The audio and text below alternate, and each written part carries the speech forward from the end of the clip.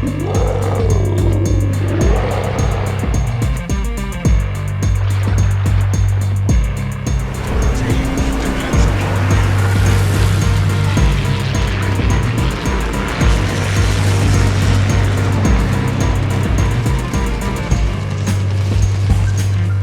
to my first look at the Ägir, a Tier 8 premium German cruiser. It is the main reward of the Jötunn of the Seas campaign. The ship boasts 9 12-inch main guns. It has 2 quadruple torpedo launchers, and it is an O-class German heavy super cruiser. Ship has been compared to the Siegfried, but the ship does have better stats than the Siegfried. So with that, let's get into those stats and the setup. First, we'll look at Karl von Mueller. His base trait is hardy, which improves the maximum cruiser speed. And inspirations, I have Norman Scott for directed impact, which improves the cruiser main battery shell grouping. And then I have Yamamoto right through, which improves the cruiser's armor-piercing shell penetration. Then I have a standard accuracy build for the most part here. Beyond range is the first skill, which improves the cruiser's main battery range. Then I have Igniter, which improves the chances for the cruiser's HE shells causing a fire. And instead of punch through, I did go with Velocious to improve the maximum speed of the ship. And down here I went with Steer Clear, which improves the rudder shift time and the steering gear repair time. And for the legendary skill, I have selected Emergency Bell, which improves the cruiser's time to reach full engine power as well as the rudder shift time. The special effect is pretty cool. It improves each of those passive effects by 21% when your ship's HP is less than 50% here at Legendary Rank 2. If you go up to Legendary Rank 4, the amount of HP you need to be less than is 60%. So you do get a big improvement as far as Emergency Bell goes by ranking up to Legendary Rank 4. And here for the first upgrade, I went with Secondary Battery Mod 2 just as a test to check out the secondaries on the Ägir. You do get out to 7 kilometers, as we're going to see with this upgrade. This improves secondary battery firing range and its dispersion. And then here I went with Propulsion Mod 2. Time taken to reach full power is 50%. And then I went with Concealment System Mod 1, which improves the detectability range, and incoming fire dispersion is improved by another 5% to double up on your premium camos. And the fourth upgrade here is Gunfire Control System Mod 2, which improves the main battery dispersion and the main battery range. All right, so let's check out the loadouts here. Ammunition, you have your normal high explosive shells, armor-piercing shells, and torpedoes, which we will get into in a little bit. Consumables, damage control party, duration is 5 seconds, reloads every 60 seconds, and there is an unlimited number of those consumables. And here you can select between either the sonar or the AA defensive fire here. I went with the sonar. Torpedo detectability is 3.9 kilometers. Ship detectability is 5.7 kilometers. Duration is 120 seconds. Reloads every 180 seconds, and there are 2 of those consumables. And then we have a repair party consumable. Partially restores the ship's HP by repairing any light damage at the rate of 314 hit points per second. Duration is 28 seconds, reloads 80 seconds, and there are 2 of those consumables. And then the last one here is the enhanced secondary targeting. Reduces the secondary battery dispersion and tightens the shell grouping when this consumable is active. Secondary battery shell grouping is improved by 100%. Dispersion is improved by 50%.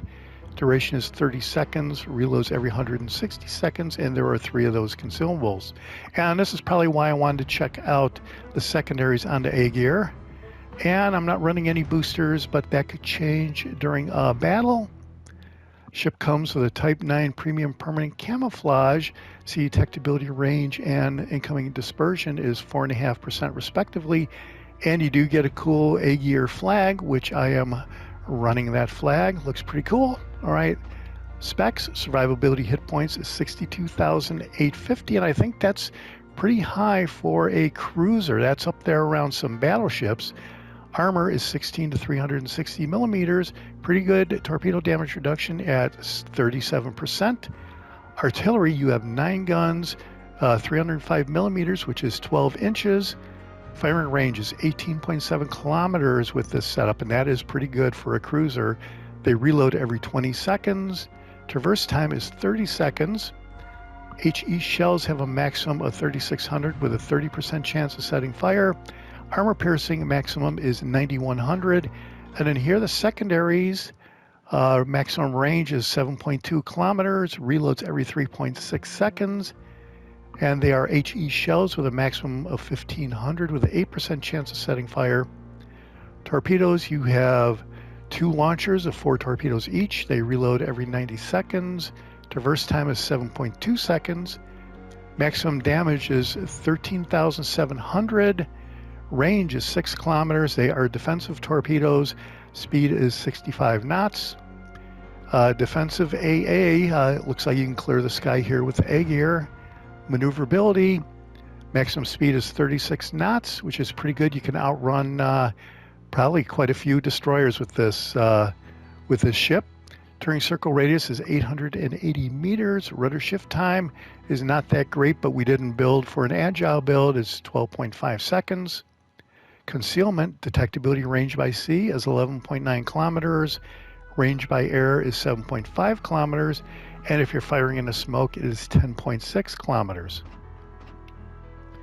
And here's the armor view. This does look a lot like the Siegfried. And you have, let me see, that is 27 to 28 millimeter on the bow and the stern and along the torpedo belt down there. And yeah, you've got some massive, well, I guess that's the torpedo belt, and that is pretty good right there. But still, you will get taken out like any other ship if you go broadside. Let's check out the Citadel. And the Citadel sits a little bit above the water, and you have 29 to 33 in the front. I'm not really sure you'd want to go bow tanking there.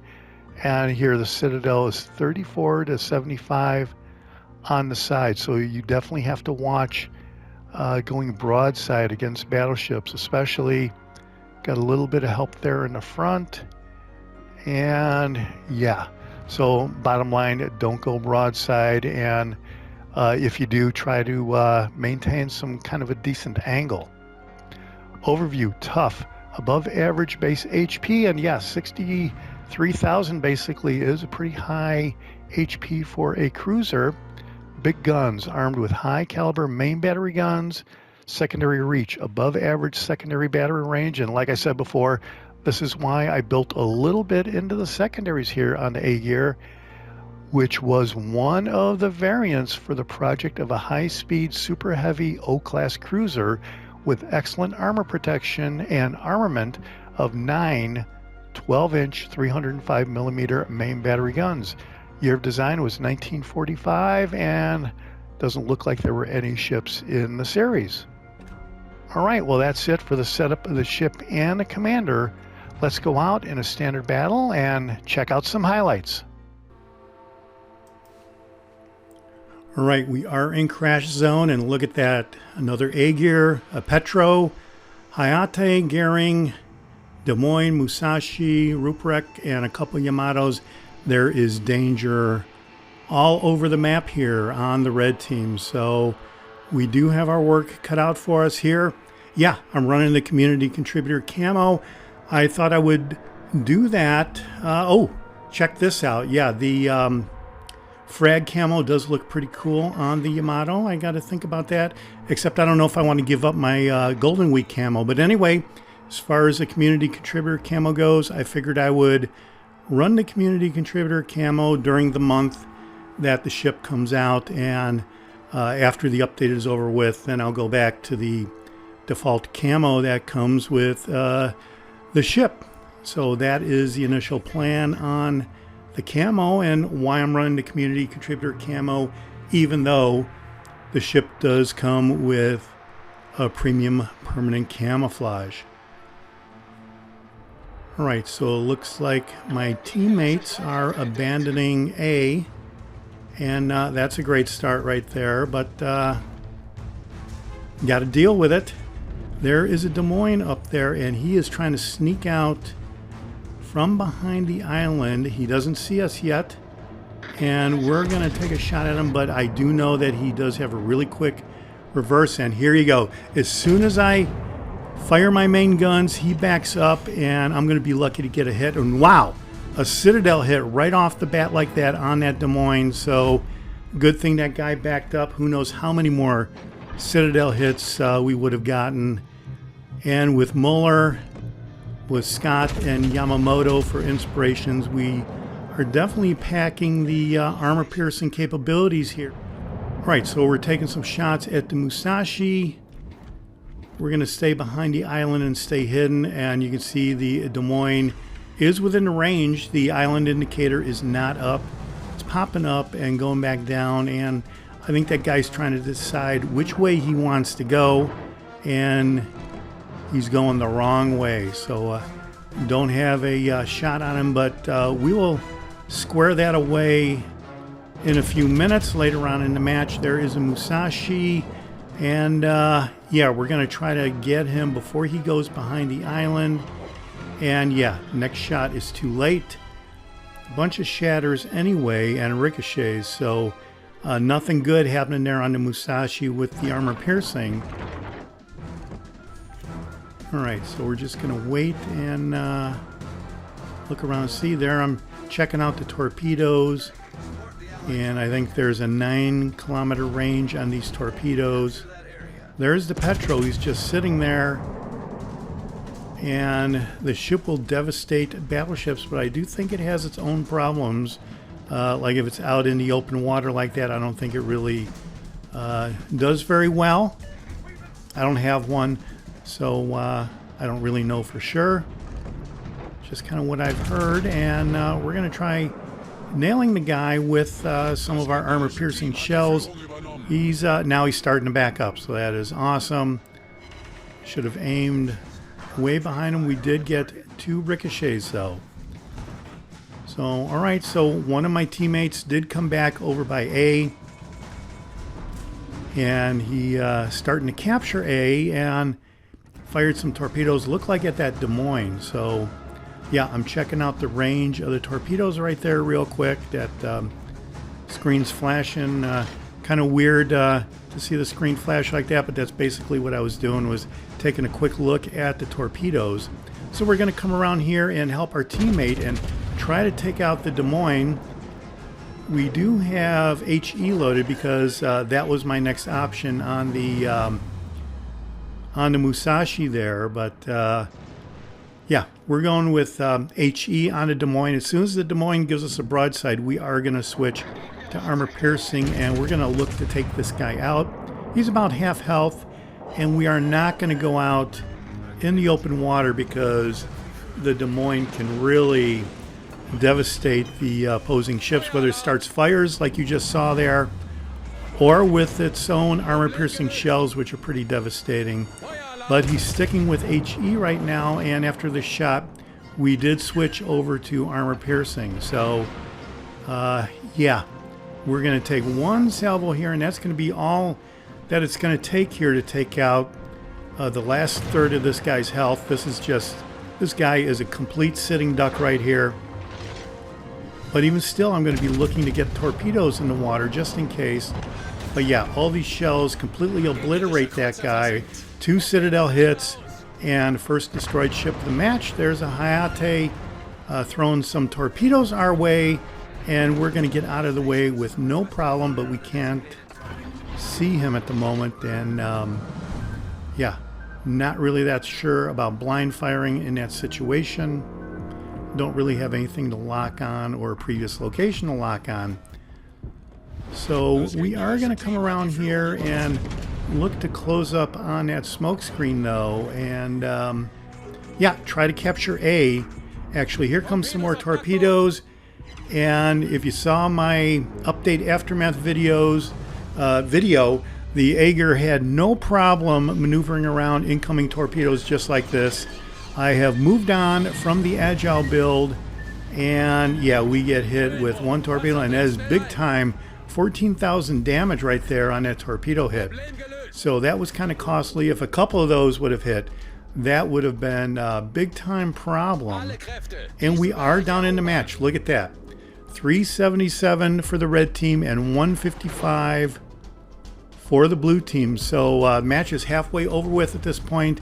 If we come back and win, this is going to be a huge surprise and a big time victory. So here's a Hayate. He is kind of out in the open like this. This is not good for him. And I'm going to stick with armor piercing at the moment. You can still deal 1/10 of the damage, I think it is, of your armor piercing shells. So the destroyer will get damaged a little bit as it is with the armor piercing shells. And here we did nail him with quite a few more hits. And we're going to be looking to take this guy out in another shot. That Yamato's not looking too good. And here the Hayate has nothing left. He's on a sliver of health. Let's see if we can take him out on this next shot. And yeah, we're starting to capture A right now. And we took him out.